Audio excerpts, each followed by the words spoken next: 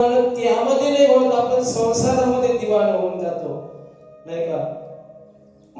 अरे यामध्ये जेवढा आनंद त्याच्यामध्ये आहे, त्या भगवंतामध्ये, त्या भगवंताच्या प्रेमामध्ये जेवढं त्या गोपीला जेवढं आनंद वाटत होता ना, काश तेवढा आनंद कोणाला होत नव्हता. मीरा सुद्धा हे गोपी होती, हे सखी, नाही का? हे गोपी होती. मीरा कोण होती? गोपी होती द्वापार युगामध्ये. तिचं नाव मला आठवत नाही. माधवी, तिचं नाव काय होतं? माधवी नावाची गोपी होती. त्याच्या एका गोपासोबत तिचं लग्न झालं होतं आणि तिच्या सासूला सांगून ठेवलं, बाई लग्न तुझं झालं, परंतु तो कृष्ण आहे तिथं, आणि ते पहिलं नवीन जिथं लग्न झालं ना, त्याला मुख दाखवू नको तुझं. नाही, तुझं मुख, कारण त्याला सर्व ज्या गवळणीचा विवाह होते, पहिलं मुख जे दाखवायचं असेल ते कृष्णाने दाखवण्यात येत होतं.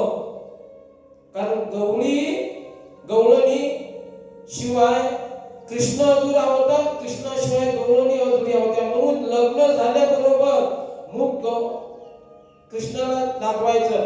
या सासूने सांगून ठेवलं की त्याला भूलू नाही, तुझं मुख दाखवू नको. मग जेव्हा लग्न लागलं, झालं, आली जेव्हा, तर ते कृष्ण आला, मुख पाहायला लागला, पण तिने ते झाकून घेतलं आणि त्याला कृष्णाला मुख दाखवलं नाही. त्यानं प्रयत्न केले, परंतु तिनं काही आपलं मुख दाखवलं नाही. मग काय झालं माहित आहे का? कृष्णानं त्यांना सांगितलं, मी तुझं कधीच मुख बघणार नाही. मग कृष्णानं तिचं मुख बघितलं नाही, मी तुझं बघणार नाही मुख. म्हणून सर्व गोपींनी भगवंताच्या सोबत सर्व, नाही का, सर्व दिवाण्या झाल्या, हे एकटी सोडून माधवी.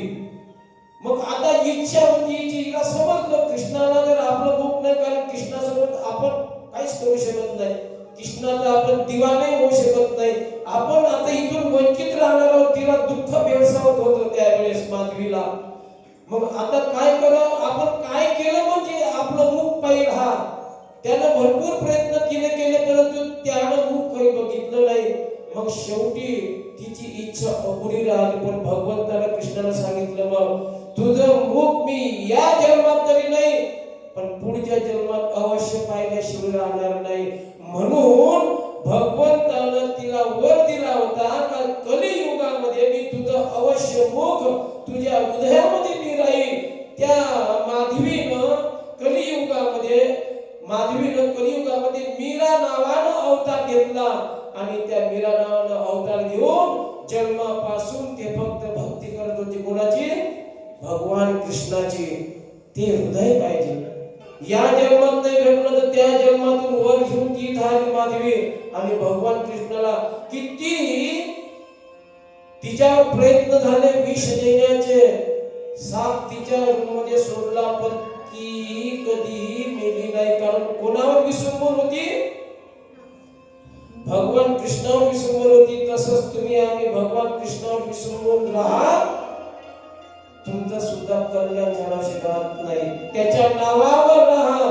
तुम्ही त्याचे कृपेने विष का प्याला, काय करतोय संग गोपाला,